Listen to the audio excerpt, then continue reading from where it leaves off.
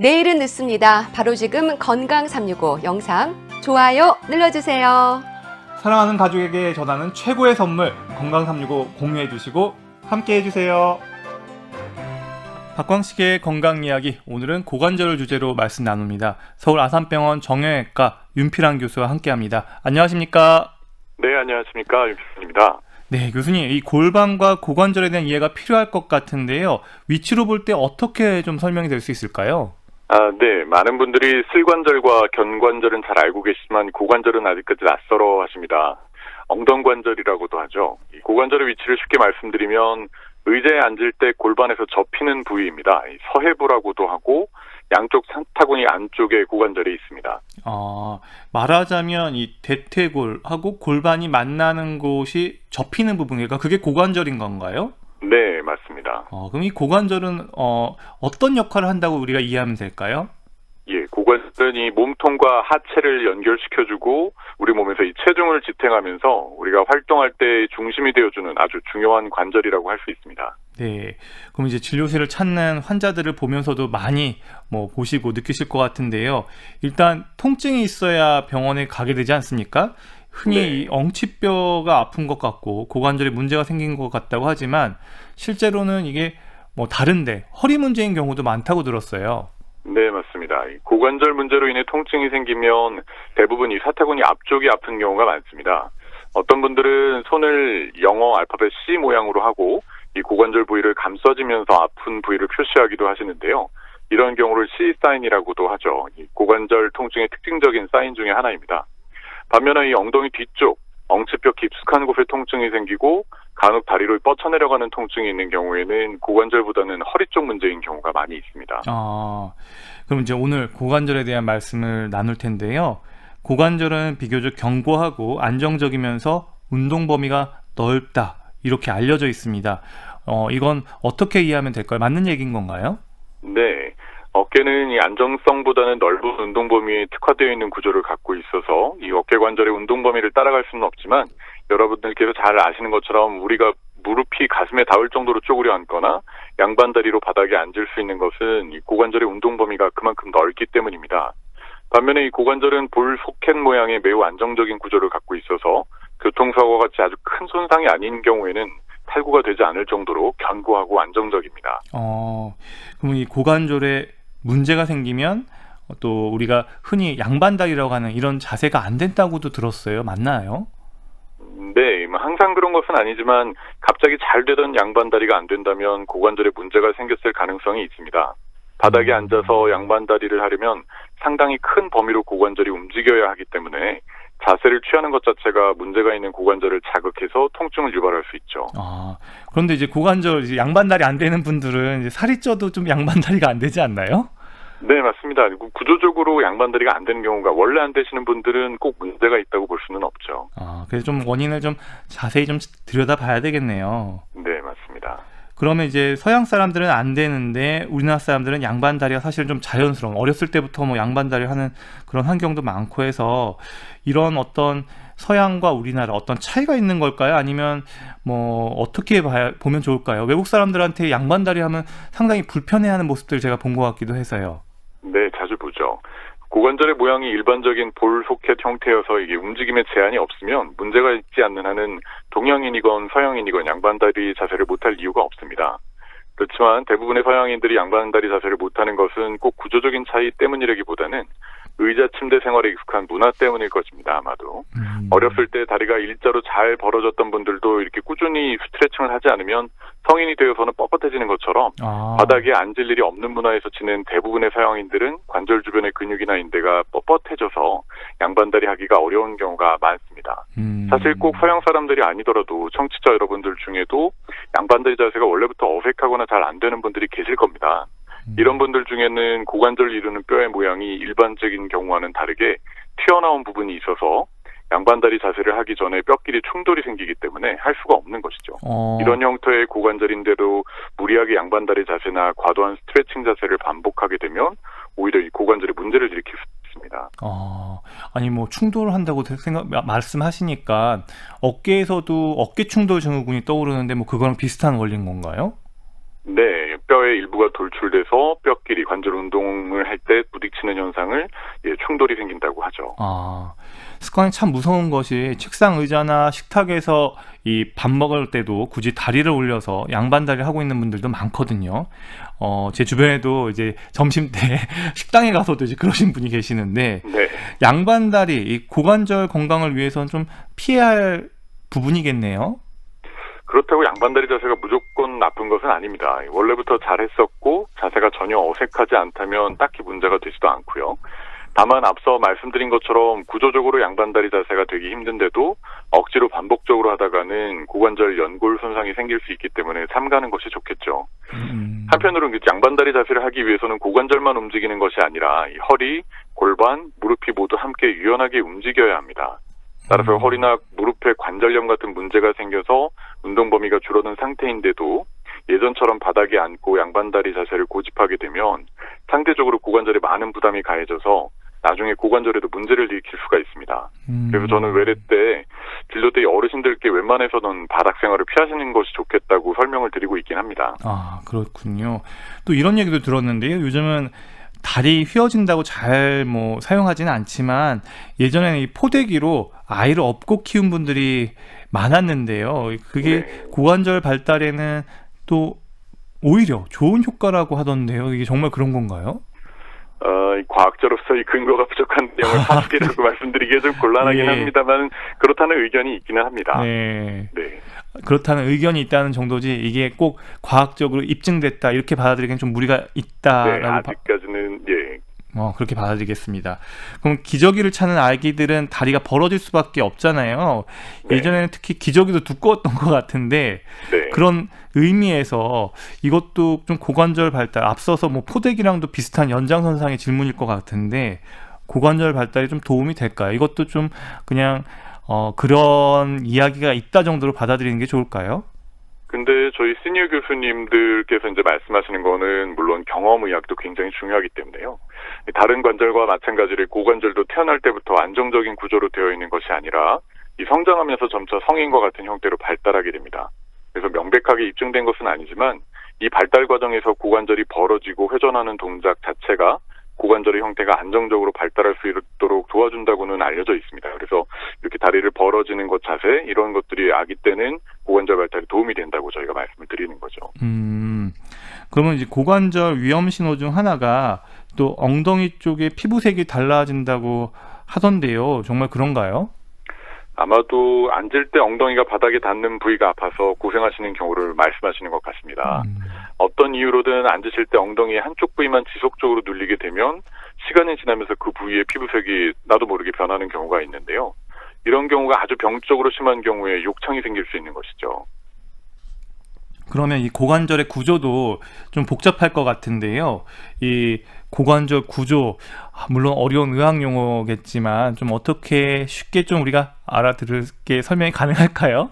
네, 여러 가지 용어가 있죠. 우리가 알고 있는 골반뼈는 한 개의 통뼈로 되어 있는 것이 아니라 오른쪽, 왼쪽 골반뼈가 뒤쪽 가운데에서 꼬리뼈를 중심으로 앞뒤로 결합이 되어 있는 구조입니다. 이 꼬리뼈는 천골과 치골로 되어 있고 용어가 많이 나오는데요. 골반뼈는 어릴 때 발달 과정에서 장골, 좌골, 치골로 구분되어 있다가 하나로 합쳐지게 됩니다. 그림을 보시면 이해하기가 쉬우실 텐데요. 말로 들으시면 상당히 복잡하죠. 이 고관절을 이루는 다리 쪽 뼈를 허벅지뼈 또는 대퇴골이라고 합니다. 그러니까 좀 이제 이 고관절의 구조를 이해할 때, 그러니까 허벅지, 다리 쪽에서 이제 연결이 돼야 되니까 그건 허벅지뼈라고 이렇게 네. 한쪽에 있는 거고, 그리고 네. 이제 골반의 어떤 소켓을 이루는 그쪽은 골반과 이제 장골, 치골 이런 것들로 구조가 이루어진다 이렇게 생각하면 될까요? 네, 맞습니다. 특히 또 골반에서 고관절을 이루는 부위를 소켓 모양의 뼈 부위를 비구라고 또 얘기를 합니다. 비구라고요? 역시 네. 그림이 있으면 정말 좋을 것 같은데 네. 좀 아쉬움이 있습니다.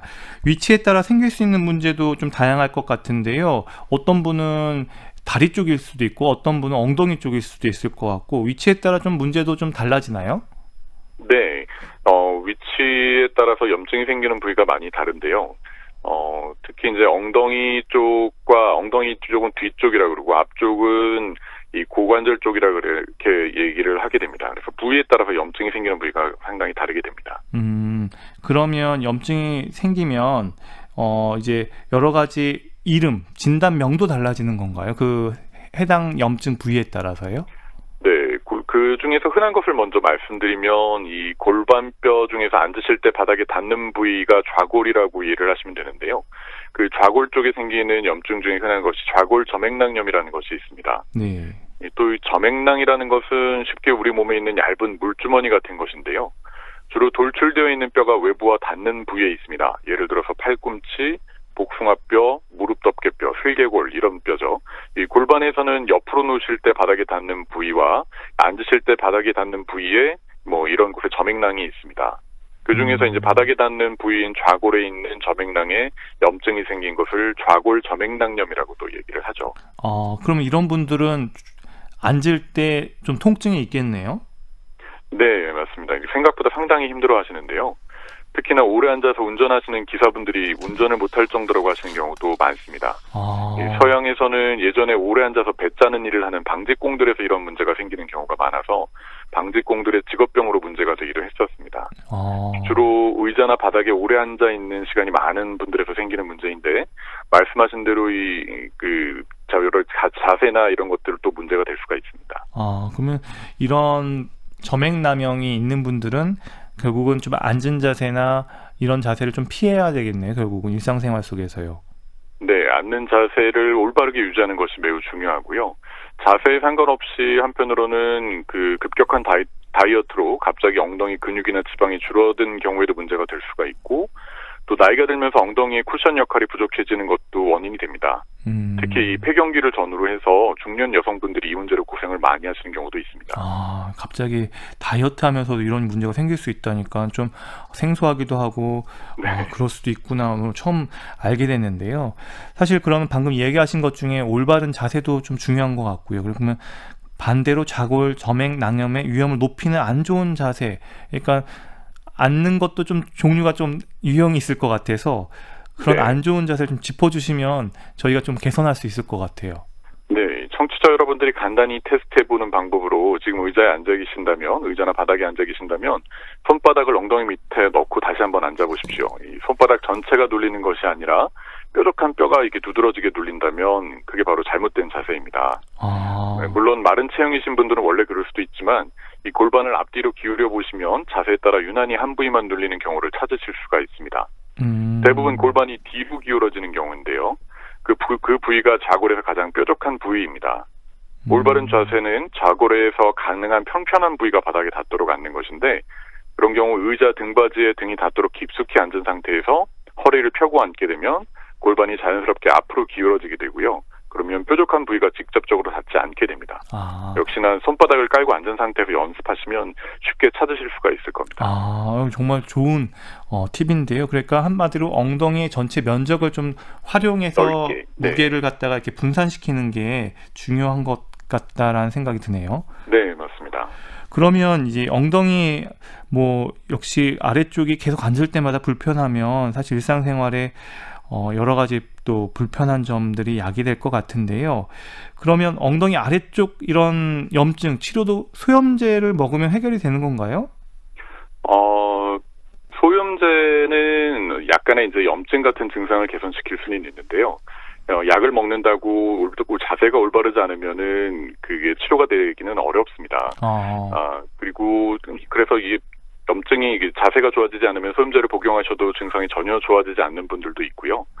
심한 경우에는 아까 물주머니 같은 것이라고 말씀드린 이 점액낭에 정말로 이 체액이 차서 공처럼 부풀어 올라 엉덩이 덩어리처럼 뭔가 만져지는 경우도 있는데요. 역시나 원인이 없어지면 저절로 좋아지기도 하는데 아주 오래되고 심한 경우에는 수술로 제거해야 하는 경우도 있기도 합니다. 택시 기사분들 보면요. 공기가 들어가는 이 튜브 형식의 푹신한 방석을 깔고 있는 분들도 있던데요. 네. 예방을 위해서 좀 도움이 될까요? 자세 교정 외에 이 푹신한 방석을 사용하시라는 것도 역시 저희가 이제 말씀드리는 것인데요. 그러나 방석에 눌리는 것도 힘들어하시는 분들도 계셔서 그런 경우에는 좌골이 아예 바닥에 닿지 않도록 이 도너츠 형태로 가운데 구멍이 뚫린 방석을 사용하시는 경우도 있죠. 이 도움이 되는 경우도 많지만 역시나 자세가 올바르지 않으면 방석이 없는 경우에는 여전히 괴로우실 수가 있습니다.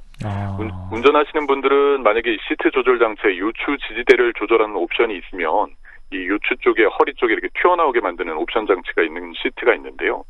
그런 것을 최대한 앞으로 돌출되도록 해서 의자 깊숙이 앉으시길 권해드립니다. 아니면은 따로 거기다 방석을 놓으시는 것도 방법이고요. 또 시트 앞쪽을 어느 정도 약간 올려서 다리가 앞으로 미끄러지지 않도록 하셔야 이 그 골반이 앞으로 기울어져서 아까 말씀드린 좌골의 뾰족한 곳이 닿지 않게 할 수가 있습니다. 무엇보다도 이제 잠시라도 내리셔서 항상 스트레칭을 하시는 것이 꼭 중요합니다. 일단 오늘 저는요, 이 고관절 질환 중에 좌골 점액 낭염이 있다는 걸 처음 알았어요. 그래서 네. 앉을 때 이런 증상이 있거나 이렇게 불편하신 분들은 한번 손바닥을 갖다가 밑에 두셔서 확인해 보시는 것도 좋을 것 같다는 생각이 들고요. 또 이제 고관절 다른 질환에 대해서 좀 알아보겠습니다. 네. 고관절에도 어깨처럼 석회화 현상이 있다면서요? 이거 석회화 건염이 있다라고 들었는데 이것도 맞나요? 네, 석회와 건염은 저절로 좋아질 수 있는 이 비교적 가벼운 질환이지만 한번 생기면 전혀 걷지도 못할 정도로 이 통증이 심해서 응급실로 방문하시는 경우도 있습니다. 어깨에서 흔하게 생기지만 구조적으로 매우 유사한 고관절에서도 흔하게 발생을 합니다. 큰 근육이 뼈에 부착되는 부위에는 어디든지 생길 수 있다고 보시면 되는데요. 고관절에서 가장 흔한 부위는 고관절 바깥쪽, 소위 다리를 벌리는 외전근이라는 근육이 대퇴골에 부착되는 부위에 많이 생깁니다. 다음으로는 서해부 앞쪽에도 생기는데 정말 생각 이상으로 아프기 때문에 쩔쩔매시면서 꼼짝도 못하는 경우가 있어서 많이 놀라시죠. 이 가벼운 질환이라고는 했지만 이런 경우에 신속한 치료가 필요한 세균성 관절염과도 구분이 잘 안 되기 때문에 증상이 심한 경우에는 병원을 방문하시는 것이 좋습니다. 교수님, 저희가 사실은 뭐 그림이 없어가지고 정확하게 이런 석회와 건염이 고관절에 생길 때 발생하는 그 통증의 위치가 그러니까 어딘지 좀 구조가 그러니까 앞쪽 사타구니 부위인 건가요? 다리를 벌렸을 때? 사타구니 앞쪽에도 역시 근육이 부착되기 때문에 거기도 생기기도 하는데요. 네. 바지에서 주머니 그 가장 아래 끝부분. 주머니, 양쪽 주머니 끝부분이요? 네. 그래서 바깥쪽 뼈가 좀 튀어나온 부분의 바로 위쪽이라고 보시면 됩니다. 그러니까 바지 양쪽 주머니의 이 끝부분이라고 생각하면 훨씬 더 좀 저희가 떠올리기가 쉽네요. 네. 그럼 여기에 갑자기 증상이 생기는 건가요? 어떤 특정 동작에서 생기는 건가요? 대부분은 정말 아무렇지도 않게 잘 지내시다가 자다 일어났는데 못 움직이겠다고 하신다든지, 김장철에 여성분들이 김장하느라고 오래 앉아 계시다가 또 갑자기 못 일어난다든지 이런 경우처럼 갑자기 증상이 생기는 경우가 좀 흔한 것 같습니다. 그러면 뭐 원인은 잘 모르겠네요. 네, 명확한 원인은 아직 확실하지 않지만 이 가벼운 외상이나 무리한 운동, 혈액순환이 안 좋은 경우에 생긴다고 알려져 있습니다. 석회는 언제든지 생길 수 있는데 이 자연스럽게 흡수되지 않고 쌓이게 되면 우리 몸에서는 마치 이물질이 들어온 것처럼 받아들이고 이 주변에 심한 염증을 일으키기 때문에 통증이 생기는 것으로 이해하시면 됩니다. 그러면 치료는 뭐 이게 약물로도 가능할까 싶은데요. 네, 소염제가 매우 잘 듣는 질환 중에 하나입니다. 네, 다행이네요. 응급실에서 소염제 주사를 맞거나 약을 복용하시면 이 드라마틱하게 증상이 호전되는 경우가 많습니다. 주변 염증을 완화시켜서 통증을 줄여주게 되는데요. 석회는 대부분 저절로 몸에서 흡수되어 없어지기 때문에 일정 시간이 지나면 점차 좋아지는 경우가 많습니다. 그러면은 이제 약물로 잘 안 될 때 주사기로 그런 돌 같은 성분들을 뽑아내거나 제거해야 되는 경우도 있나요? 네, 약물 치료에도 이 증상이 좋아지지 않는 경우에는 주사기로 뽑아내기도 하는데요. 초기에는 이 석회가 돌보다는 마치 치약같이 하얀 형태라서 주사기로 뽑아낼 수가 있고 그러면 증상이 확 좋아질 수가 있습니다. 오랜 시간 동안 몸에 흡수되지 않고 남으면 마치 또 이게 분필가루처럼 딱딱해지기도 하는데요. 주변 근육을 손상시키고 통증이 호전되지 않는 경우에는 수술적으로 제거하기도 하는데 최근에는 피부와 근육을 절개하지 않는 관절경 수술을 사용해서 제거하는 경우도 많습니다. 와, 이번에 고관절에 대해서 이번 석회화 건염이 있다는 거 이것도 좀 처음 들었습니다. 또 그런가 하면 또 우리나라 사람들에게는 흔치 않지만 고관절에서도 퇴행성 관절염 있다고 들었는데 이것도 있나요? 네, 정형외과의 대표적인 질환이 노화에 따른 퇴행성 관절염인데요. 무릎이나 척추관절과는 달리 우리나라를 포함한 동양인에서는 고관절의 1차성 퇴행성 관절염은 서양인들에 비해 상대적으로 흔하지가 않습니다. 이렇게 고관절에 있어서 퇴행성 관절염, 그리고 좌골 점액 남염, 그리고 석회화 건염까지 구체적인 질환들에 대해서 짚어봤습니다. 건강365는 유튜브와 팟캐스트로도 서비스됩니다. 고관절에 대한 말씀 듣고 있는데요. 서울 아산병원 정형외과 윤필환 교수와 함께합니다. 교수님, 그러면 이 고관절 질환 중에요, 발음성 고관절이라는 게 있다고 들었는데요. 이것도 저도 처음 들어보는데 이 비교적 네. 흔하다고 그러더라고요. 뭔가요? 우리 몸에서 사실 움직일 때 소리가 나는 부위는 꽤 흔한데요. 이 대표적인 경우가 무릎, 어깨이고 고관절에서도 걸을 때나 운동할 때마다 소리가 난다고 말씀하시는 경우가 있습니다. 그럼 소리가 뭐 어떤 소리가 들리는 거예요? 뭐 이렇게 딸깍딸깍 소리가 뭐 이렇게 들리나요? 대부분 툭툭 이런 식으로 표현을 하시는데요. 고관절 옆쪽의 근육의 일부가 두꺼워져서 이 딱딱한 뼈 위를 지나갈 때 탄바람이 생겨서 나는 소리입니다. 심한 경우에는 근육이 뻣뻣해져서 다리 꼬는 자세가 안 된다고 하시는 분들도 있고, 가끔은 소리가 너무 크게 나고 이 고관절이 살짝 흔들리면서 불편해하시기 때문에 어떤 분들은 고관절이 빠지는 것 같다라고 표현을 하시기도 합니다. 걸을 때마다 고관절에서 소리가 나고, 그리고 다리 꼬고 앉는 자세가 안 된다는 말을 할 때 의심할 수 있다, 뭐 이렇게 좀 생각하면 될까요? 네, 본인이 쉽게 인지할 수가 있기 때문에요. 불편하신 분들은 그냥 옆에 손을 대고 걷다 보면 툭툭 하면서 가볍게 소리가 나는 경우부터 진짜 걸을 때 겉에서 보일 정도로, 피부가 흔들릴 정도로 퉁퉁 거리면서 탄바람이 나는 경우도 있거든요. 그럼 운동을 너무 심하게 해서도 이렇게 증상이 시작될 수 있나요? 역시나 원인은 잘 모르는 경우가 많지만, 이 운동선수들에서 고관절 주변에 탄바람이 생기는 경우를 종종 보기 때문에 운동과 관련됐을 거라고도 생각을 하고는 있습니다. 하지만 운동을 하지 않는 경우에도 근육이 두꺼워져서 나는 경우가 많아서 원인은 다양한 것 같습니다. 그러면 사람마다 병원에 가야 될지 말아야 될지를 결정하는 건 좀 차이가 있을 것 같아요. 그냥 툭툭 소리가 신경은 쓰이지만 뭐 그냥 지낼만 하다, 뭐 이렇게 보시는 분들 계실 것 같고 한데, 치료가 필요한 건가요?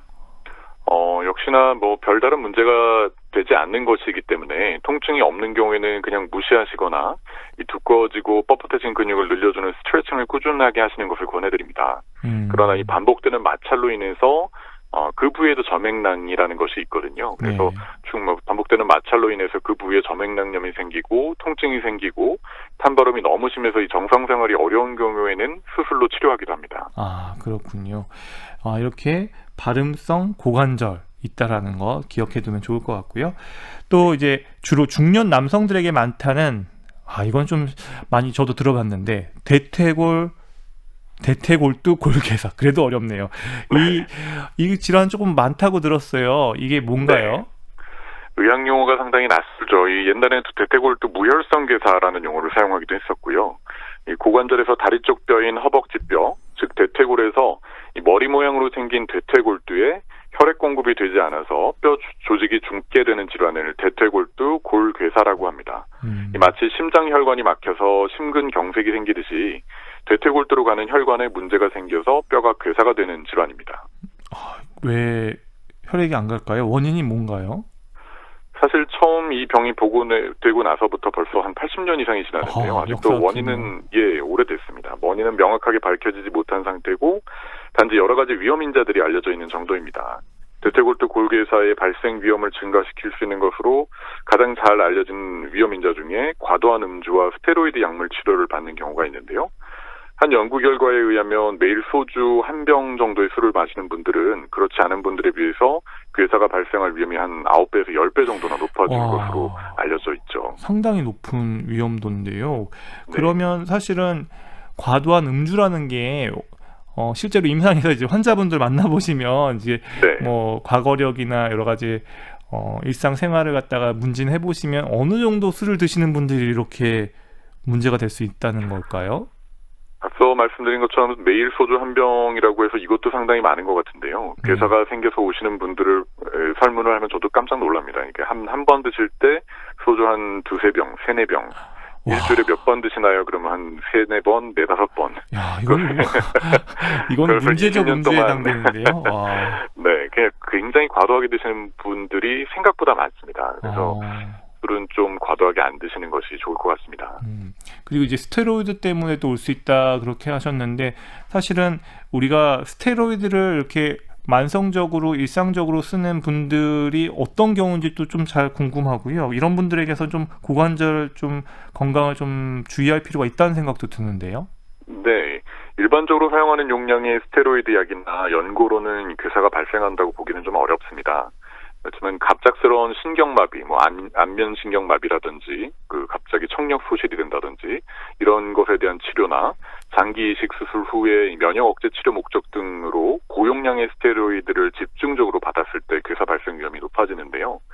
원인은 역시나 아직 완전히 밝혀지진 않았지만 고용량 또는 장기간의 스테로이드 사용으로 인해서 대퇴골두로 가는 혈관이 손상이 되는데 대퇴골두가 이런 손상의 가장 취약한 부분이라고 이해하시는 것이 좋을 것 같습니다. 그러면 이제 대퇴골두 골괴사, 이 중년 남성들에게 많다고 얘기를 했잖아요. 그러면 이 대퇴골두 괴사는 어떤 증상으로 병원에 오는지, 어떨 때 좀 의심해봐야 되는지, 이걸 좀 앞에 다른 고관절 질환들하고 좀 어떤 차이가 있는지 궁금한데요. 네, 처음 느끼는 증상은 고관절 부위의 통증입니다. 대개 사타구니 쪽에 통증을 느끼게 되는데 걸으려고 발을 디딜 때 통증이 심해서 절뚝거리게 됩니다. 하지만 이런 통증은 괴사가 발생하는 것과 동시에 생기는 것이 아니고 수주에서 수개월이 지나서 괴사 부위가 약해져서 대퇴골두에 금이 가거나 골절이 생기면서 통증이 발생하는 것이죠.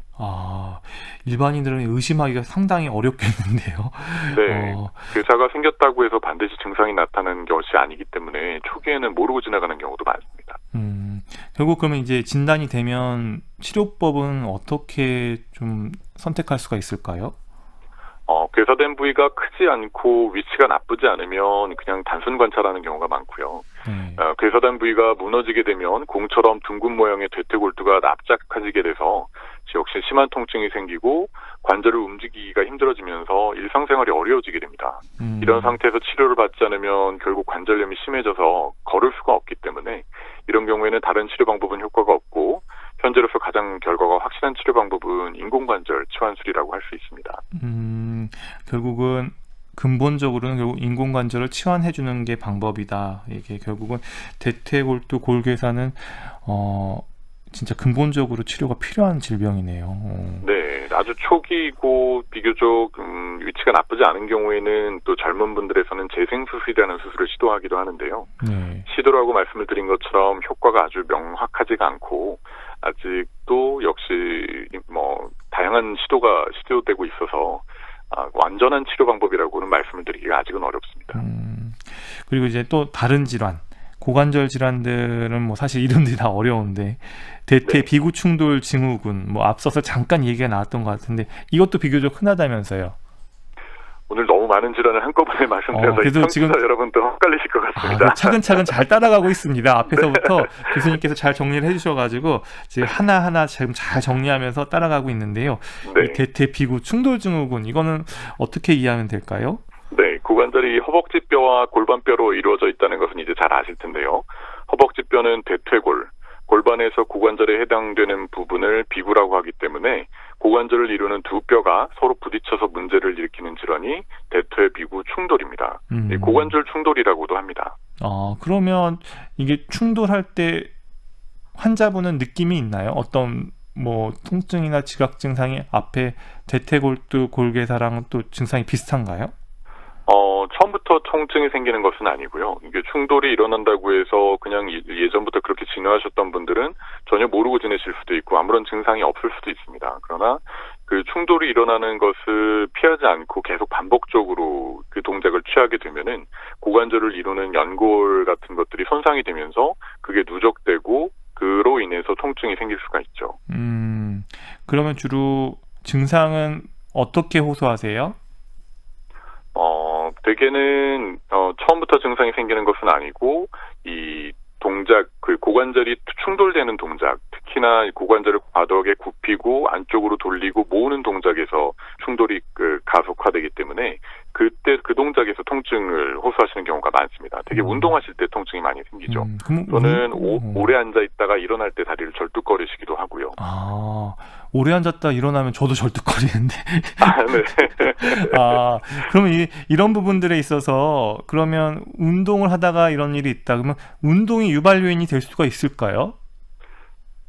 네, 그렇게도 볼 수가 있습니다. 그냥 충돌이 있고 연골 손상이 경미한 경우에는 일상생활 자체에서는 통증이 생기지는 않고요. 그 동작을 계속 반복하게 되는 과도한 운동에서 연골 손상이 악화될 수가 있기 때문에 운동도 유발 요인이 될 수가 있습니다.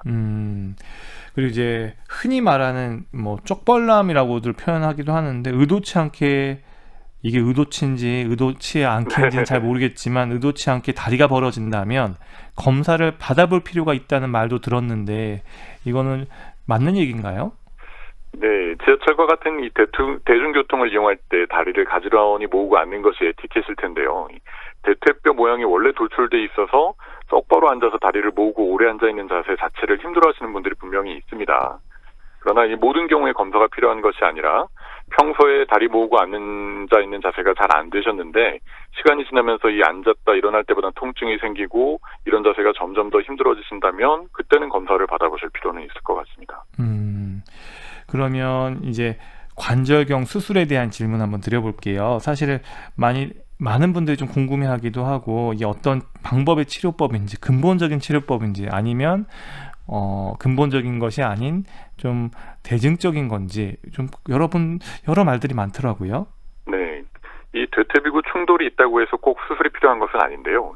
일단 원인을 알면 피하는 것이 정답이죠. 평소에 고관절에 충돌이 일어나는 자세를 피하고 무리한 운동을 하지 않는다면 증상은 저절로 좋아지는 경우가 상당히 많이 있습니다.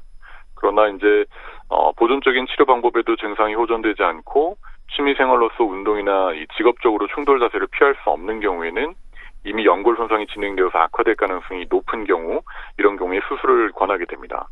이 대퇴비구 충돌로 인해서 이난 손상에서 가장 많이 사용되는 용어가 비구순 파열이라는 것인데요.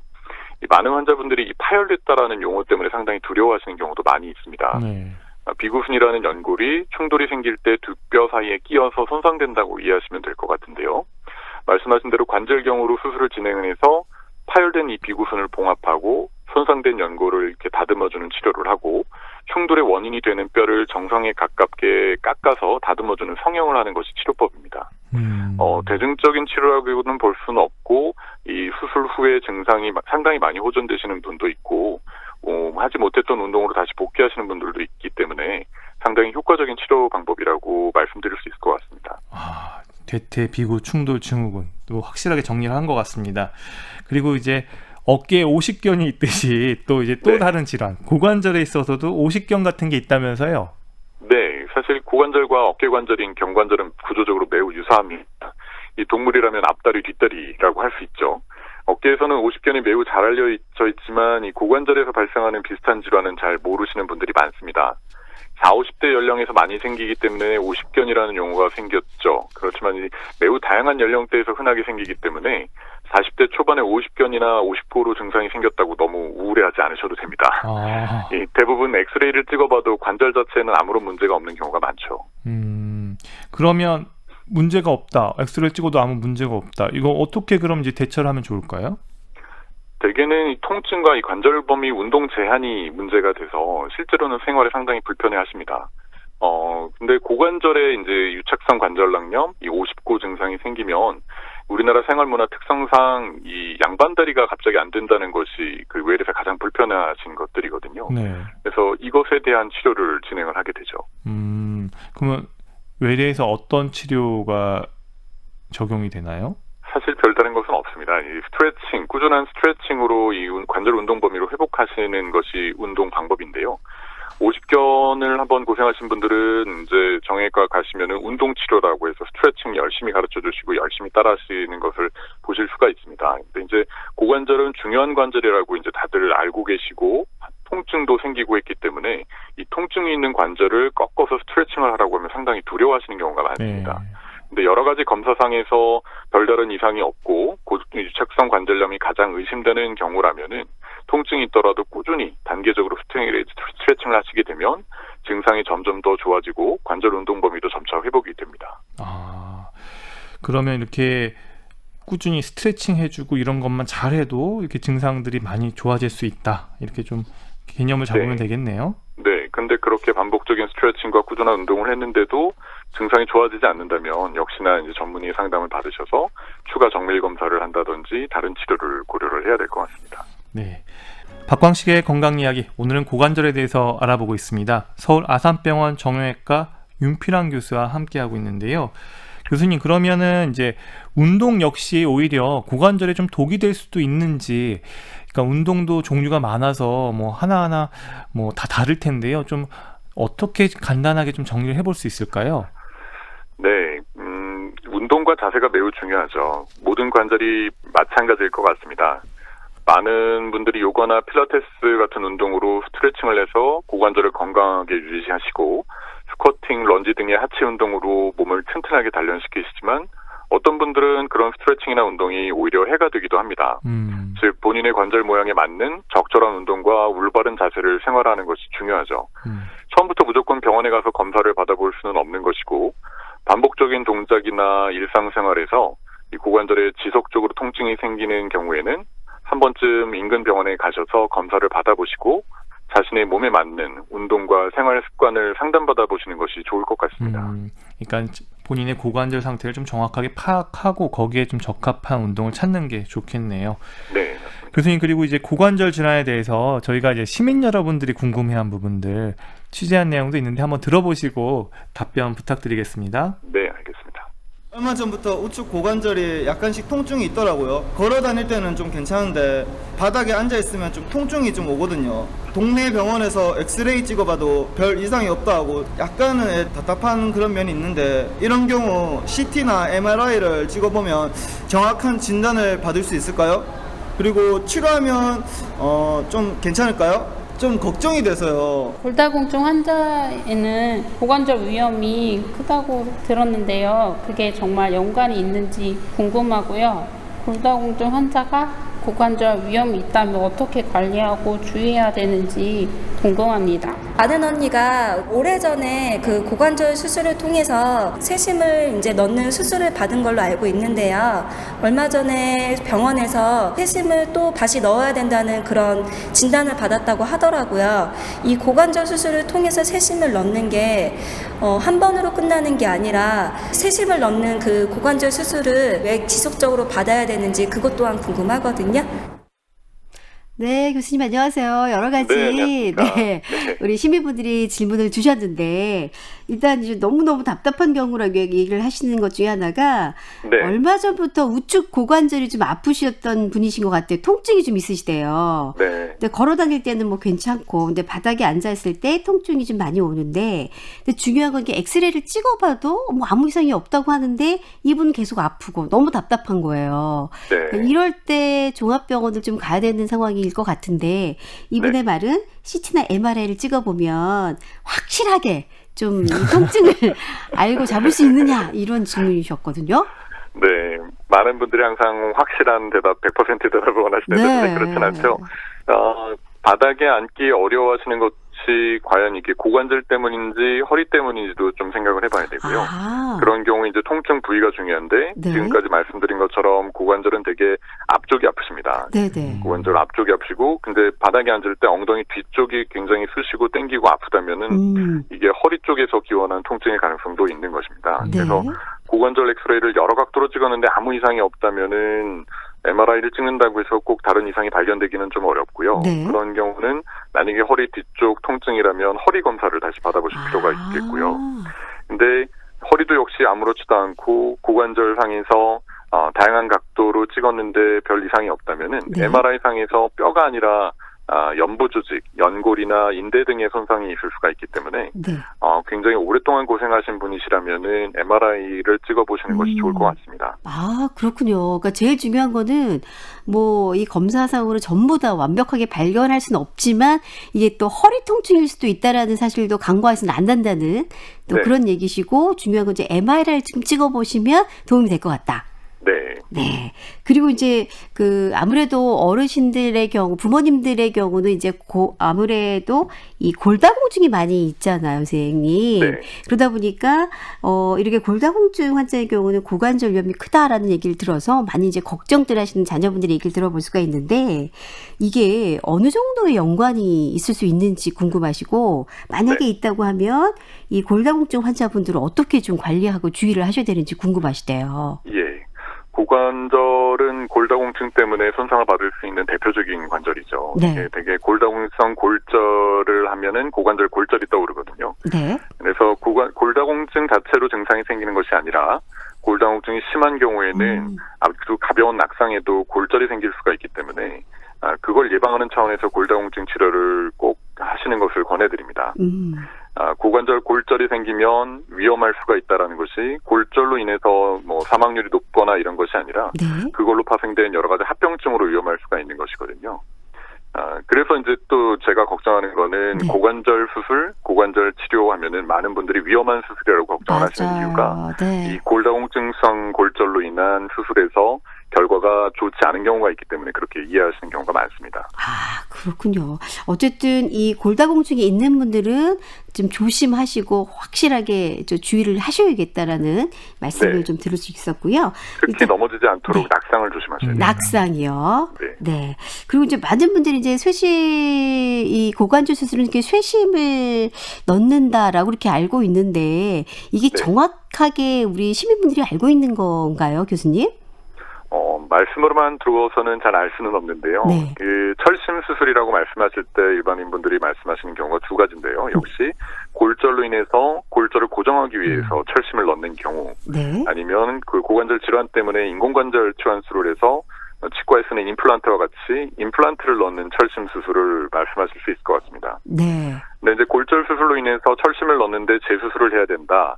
그런 경우는 뼈가 잘 안 붙어서 재수술을 해야 되는 경우를 말씀하시는 것 같고요. 네. 그런 경우에는 다시 뼈를 잘 고정하고 다시 제대로 된 철심을 잘 넣어서 뼈를 붙게 만들어주는 2차 수술의 목적으로 할 수가 있는 것이고요. 네. 만약에 인공관절 후에 다시 수술을 해야 된다는 것은 인공관절은 흔히 이제 수명이 있다라고 저희가 알려져 있듯이 네. 인공관절을 오랫동안 써서 주변 조직이 많이 닳고 인공관절 임플란트 자체가 마모가 되면서 재수술이 2차 수술이 필요한 경우가 있죠. 그래서 많은 분들이 이제 인공관절 수술을 받게 되면은 얼마나 수명이 되나요?라고 이렇게 물어보시는데요. 네. 과거에는 정말 10년, 15년밖에 안 갔기 때문에 2차 수술에 대한 두려움이 컸었습니다. 근데 요새는 재료도 많이 발전하고 기술도 좋아지면서 그보다는 훨씬 더 오래 쓸 수가 있어서 조심스럽게 저희 학회 차원에서는 이게 공식적으로 말씀하지는 말라고는 하는데요. 네. 20, 30년 이상은 갈 거다. 이렇게 와. 조심스럽게 말씀을 드리고는 있습니다. 확실히 젊었을 때 하시는 분들은 어쨌든 뭐 한두 번 정도는 한 번 정도는 다시 할 수 있는데 그 연세가 들어서 이런 수술을 하게 되면 정말 평생 끝까지 갈 수도 있다라는 생각이 드네요. 교수님 얘기를 듣고 보면. 네, 인공관절은 굉장히 많이 발전이 되어 있습니다. 아, 그렇군요. 오늘 이 말씀 듣고 우리 고관절에 관련된 궁금한 질문들 아마 다 해소가 되지 않았나 싶네요. 고맙습니다. 네, 리포터 네, 정소연 감사합니다. 씨 고맙습니다. 네. 교수님, 그리고 오늘 고관절에 대한 설명, 여러 가지 질환들에 대해서 하나하나씩 정리해 주셨는데요.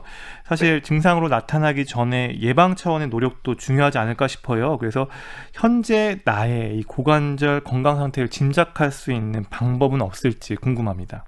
네. 예전에 국민체조 동작 중에 무릎 굽혀 앉았다 일어나기 동작이 있죠. 그 동작을 반복할 때 사타구니에 결리거나 찌르는 통증이 생기는지, 아니면 양반다리 자세로 앉을 때 없던 통증이 생기는지가 간단히 테스트해 볼 수 있는 검사입니다. 그 외에 오래 앉아 있다가 일어날 때마다 좀 쉬었다 걸어야 할 정도로 뭔가 불편함이 생기는 것도 고관절 이상을 생각해 볼 수 있습니다. 다만 앞서 말씀드린 경우에 통증 부위가 엉덩이 뒤쪽인 경우에는 고관절보다는 오히려 허리 쪽 문제일 수가 있는 것도 고려를 하셔야 될 것 같습니다. 마지막으로 예방을 위한 일상의 노력도 한번 짚어주시면 좋을 것 같습니다. 네. 운동법이 모두 좋은 것은 아니라고 말씀을 드리고 싶습니다. 운동을 좋아하시는 분들께 가장 하기 어려운 말이 운동을 쉬시라는 것인데요. 한번 손상받은 근육이나 인대가 회복되려면 적어도 한 달 이상 충분히 휴식을 취해야 하고, 통증이 완전히 없어지는 단계까지 회복되려면 길게는 6개월에서 1년 이상이 걸리기도 합니다. 무엇보다도 본인에게 맞는 운동 방법으로 운동을 하셔야 하고, 지금까지 말씀드린 것처럼 일부에서는 특정한 운동 자세가 해로운 영향을 미칠 수 있기 때문에 필요하다면 전문의의 진료를 받고 운동 방법을 교정받으시는 것도 좋겠습니다. 네, 서울 아산병원 정형외과 윤필환 교수님, 오늘 말씀 고맙습니다. 네, 감사합니다.